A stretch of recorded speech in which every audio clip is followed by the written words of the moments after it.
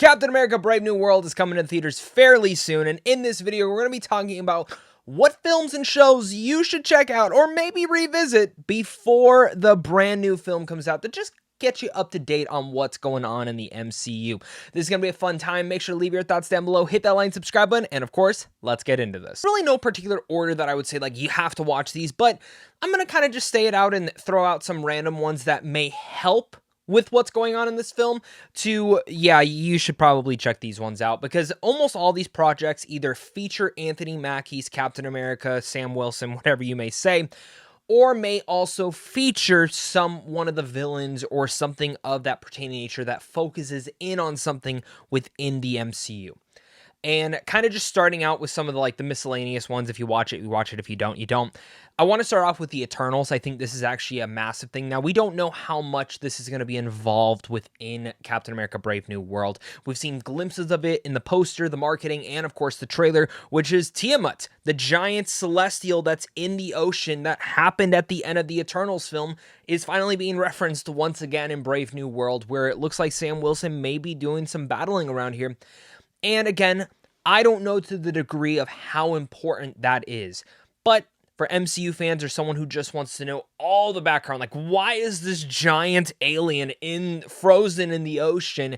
Well, Eternals is that entire backstory. It'll tell you who the Celestials are and all those things. So I'm curious to see how much Brave New World actually talks about with the Eternals. I don't see it doing too much, but I think that could help and give some added context. Plus, I'm a massive Eternals fan. I know not everyone is, but I was a big fan of that film.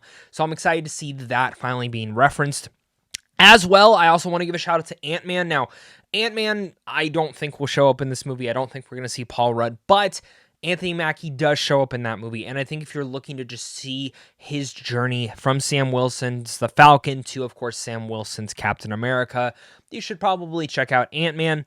Alongside this, Age of Ultron as well, I want to throw out there. Now, the reason I throw Age of Ultron out there is he does have a little bit of a role in there, super, super small, but he does help the Avengers, and if for one day he may become the leader of the Avengers, I think this is a pretty important role.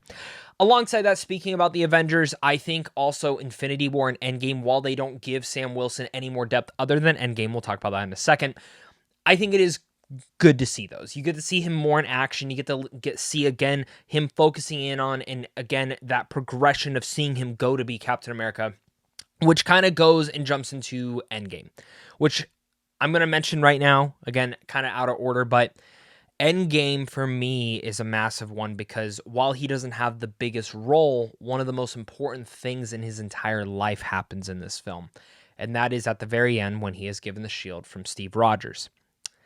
And I think for me, one of those handing of the torches, one of those passing down of the torch moments is so important for his journey that if you've never seen the film that builds up to that, obviously all the other films that I'm going to talk about after this kind of are the reasons that it adds up to that, but I love that moment so much, and I think it's so important for him, and I'm assuming it'll probably be referenced in the new film.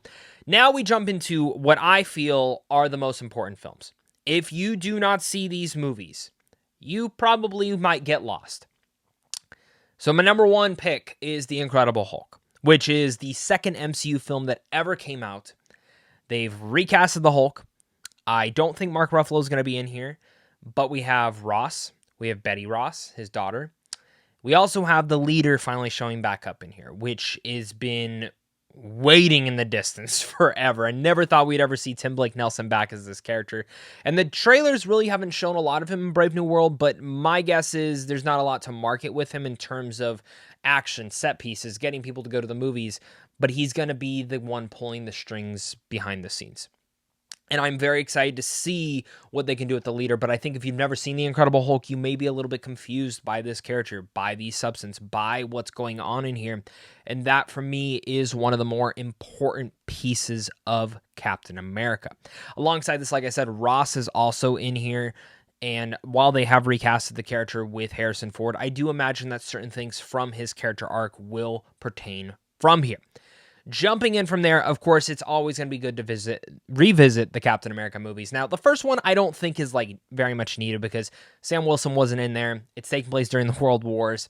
And Chris Evans, I don't think, will be in Brave New World. So if you skip the first Captain America, fine. But I think it is cool to see the progression of the Captain America movies and where they went. But I do think Winter Soldier is a viable must-see watch. Because if you don't watch Winter Soldier, well, that's kind of the introduction to Sam Wilson. And his introduction, I think he is actually one of the big standouts of Winter Soldier. I like seeing how much he cares for Steve Rogers, how much he believes in him, all these certain things. And there is so much depth to that character in just that one film. Which then brings us into Civil War, which again is another must-see film. It doubles down on the relationship between Steve Rogers and Sam Wilson and Sam Wilson's journey. It also gives us a little bit more of Everett Ross and everything kind of going on in there. And again, I'm assuming the Sokovia Accords may be referenced in Brave New World, which was a major prevalent piece of Civil War. Obviously, Civil War is kind of the reason that the Avengers broke up. They kind of came back together for Infinity War and Endgame, but not officially. And as we've seen from the marketing, there is a part where he says, I want you to bring back the Avengers. Not sure how much of that will actually happen, but I do think that that is important to note simply because we are getting Avengers Doomsday next year. And if Captain America Brave New World is going to very much be in its own pocket, but kind of set up Sam Wilson, I think we could potentially see him in a leadership role going forward. Last but not least, the number one thing that I do think is important that if you didn't check out, which there is probably a chance a lot of you didn't see this series, is Falcon and the Winter Soldier. Now, I know Disney Plus has been kind of hit or miss with its series. I was pretty miss on Falcon and Winter Soldier by the time it had ended. But on rewatch and kind of thinking about it, I don't still think it's like the best thing ever. But I do think for what it does for the character of Sam Wilson, for the character of Bucky, I do think it actually has some great progression. I have issues when it comes down to the villain. I have issues with some of the certain subplots and storylines. But when it comes down to their dynamic and his mentality of, I am Captain America, I do think that that is where the series really works its hands in nicely. And if it's going to be a great toss-up up to Captain America, I think this is the right key. I still stand that they probably should have just done the movie first, but this excites me to no end to see Anthony Mackie finally get this light, and these are the films and shows that I highly think that you should check out. I think some people might even say what if, especially the newest season where Falcon, or should I say Sam Wilson's Captain America, is basically the leader of the Mech Avengers, but I didn't really like the episode, so I couldn't give too much depth on that, but to your own, if you want to check out a little bit more, there it is. But let me know down below your guys' thoughts. What do you plan on watching this before Brave New World comes out? You only have a little bit of time since this video is posted. I know for me, I'm definitely going to jump back into The Incredible Hulk, Winter Soldier, and Civil War this weekend, but I can't wait to hear your guys' thoughts down below in the comment section. So of course, until next time, stay classy.